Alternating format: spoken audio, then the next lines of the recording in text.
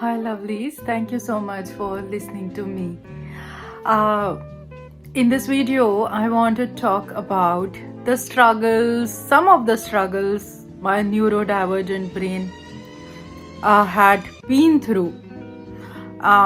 So I'm both ADHD and ASD, and which means autism spectrum disorder and attention deficit hyperactivity disorder. And these two disorders had been ruling my life for so long. And when I started digging deep into my own self, when I started doing my inner child healing work, only then I started to realize what it was actually. So I will say neurodiversity is that deep discomfort with just being with your own self. And this discomfort I have lived for my entire life. There was this sense of uneasiness.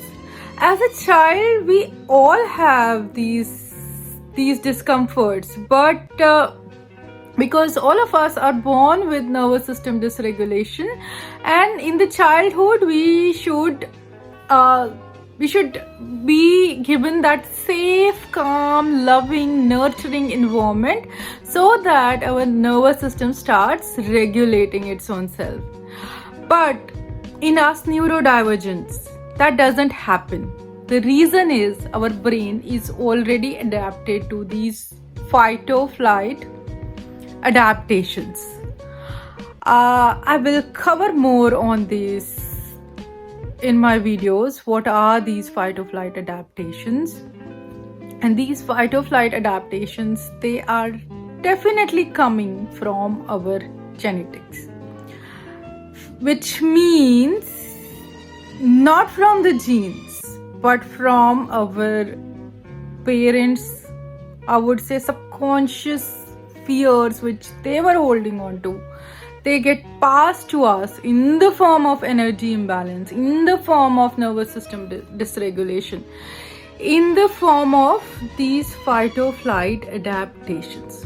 So I'll explain to this. So my autistic brain has always been very rigid and structured, and whenever change used to happen, it used to cause me a lot of discomfort. Again, I'm saying it used to, because I am now in my healing journey, and it's getting better. So this change is more like I'm talking about the change, everyday changes. Every day this happens or that happens, and I used to have this inner resistance that why is this happening, or why I have to do this. There was this deep discomfort with just being with my own self.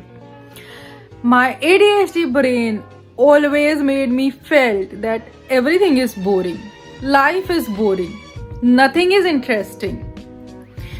And this feeling you live with, and when you trace back that your parents have also lived with this feeling, they have lived with this deep discomfort. So my father was severely autistic, I would say level 3. My mother is severely ADHD. So what is ADHD? This overwhelm, anxiety, constant feelings of fear. And what is ASD? Inflexibility, not able to take action, which means one is in the fight mode of the nervous system and one is in the freeze mode. So in one parent, the freeze was the dominant factor, and in one parent, in my mother, the fight behavior was the dominant factor. And that's what caused me, like in the childhood, I would still say that I had ADHD and ASD. It wasn't there. It was definitely there, but it was manageable. But as soon as I started growing, the differences between my parents started to grow as well. My mother's ADHD starts getting worse, and she started becoming very controlling towards me and my father. My father couldn't take stand for himself. My father had a lot of struggles, which I will talk in a separate video. All that he has been through. I have always said that he has struggled silently within himself. And I, as a kid, I was able to sense everything, what's going on.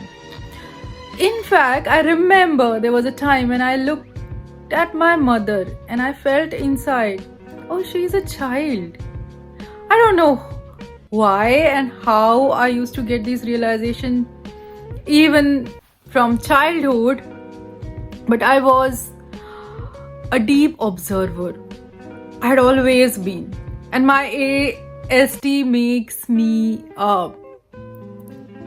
me always stay isolated.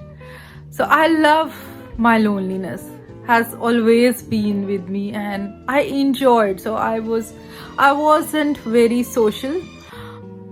To a point I was antisocial, and now I am able to achieve a healthy balance between both. But I still, given a choice, I would always go towards staying with my own self. But my ADHD always wanted to have diversity, variety, and this was like a very bewildered sort of variety, always finding new things to excite me, to a point where it used to completely exhaust me. And that's what, so both of them, so even the rigidity, so whenever I wanted to change something, and this resistance used to come, and it was exhaustive. Every time I had to fight with my own self, with my own mind, and this was exhaustive, very discomforting.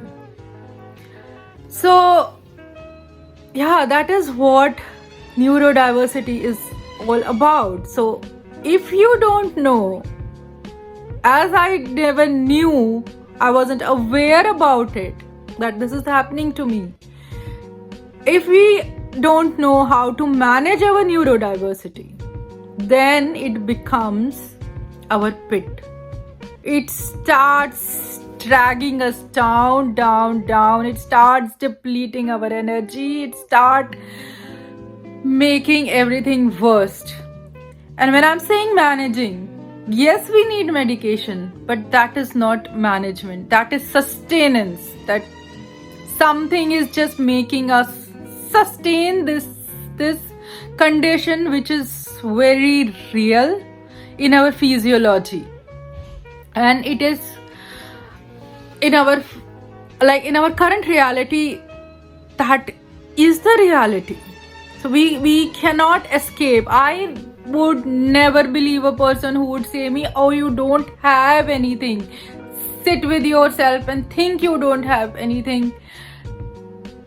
We are not even onto that stage where we can achieve that level. What I realized, I was operating even below that.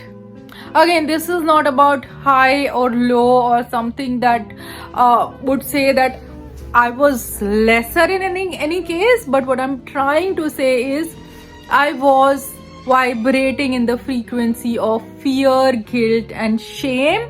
And this frequency of fear, guilt, and shame is coming from my parents. It's coming from my grandparents. I can link all those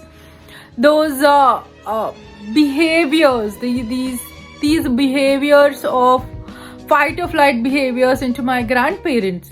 So I can link up to my grandparents. And now when I see my daughter struggling with the same issue, severe levels of autism and severe levels of ADHD, that's when I sat with myself, that because until I was seeing that my daughter has something wrong with herself and I need to support her for this entire life, I wasn't really going anywhere. So what I started understanding was that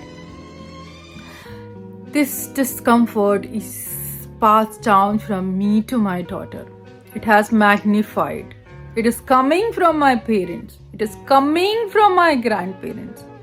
There is this generational conditioning or trauma or stress, whatever you want to call this thing. And then I studied, I researched, and I can say that it is a physiological imprint of the generational trauma in the form of fight or flight adaptations. So until we do not address this fight or flight adaptation, we neurodivergents will never be able to unlock our true potential. We will always be caught up in this 3D reality, and we'll always have to struggle while we know that we are not born to struggle here. We are born to thrive. And that's what I believed, and I started working towards it. And now I can confidently say that I am not born here to struggle and suffer. Yes, suffering was part of my old self. The old me had suffered, and I know the suffering. I know every single day what it means to procrastinate, what it means to not able to get up in the morning and feel fully active and alive. I know that constant feeling of task paralysis and executive function disorder. I know that feeling of fear that used to come every single time I used to try for the past 5 to 6 years. I know I have experienced all those feelings. And that's why I'm saying that our neurodiversity is not our permanent reality. It is a very temporary reality. And what I believed, that I am born for a higher, a deeper, a subtle purpose, and I stick to that. I was not born to learn and understand the 3D techniques and the 3D education. I was born to learn the higher reality, the quantum reality. And not just learn, I'm here to experience the shifts within myself so that I start to understand the power my own body, my own mind, and my consciousness holds for me. So that is the power of healing and inner transformation. But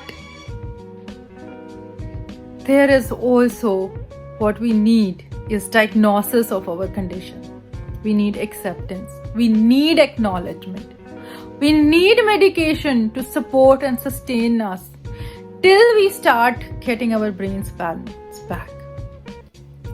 So, and we need to acknowledge all these generational wounds that are passed down to us in the form of nervous system dysregulation, and this is the physiological dysregulation. So if someone says you that it's just in your mind, and now it is there and it impacts of us every single moment.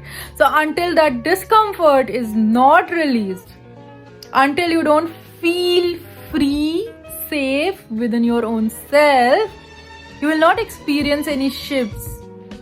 So what I did was I kept practicing nervous system regulation every single day for the past 1 year. I have processed all my emotional issues, all my emotional fears, all my difficult emotions that were trapped inside my mind and my body.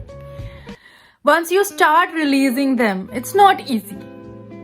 It is challenging. It is again, but we can make it easy.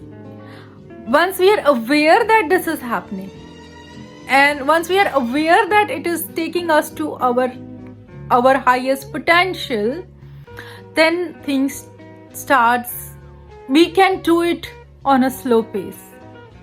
But what needs to be understood is all the aspects of multiple realities and how things operate.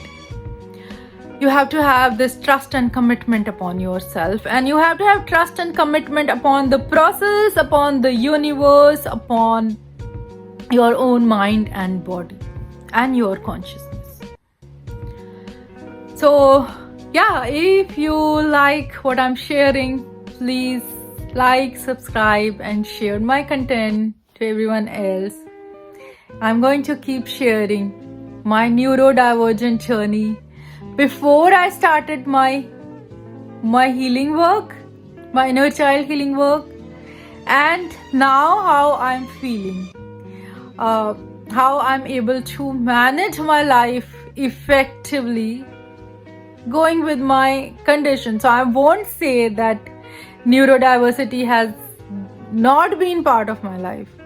It's going to be there. What now I feel is it's not going to be a block. It doesn't hold that power to block me. And these shifts are very real shifts. So thank you so much for listening.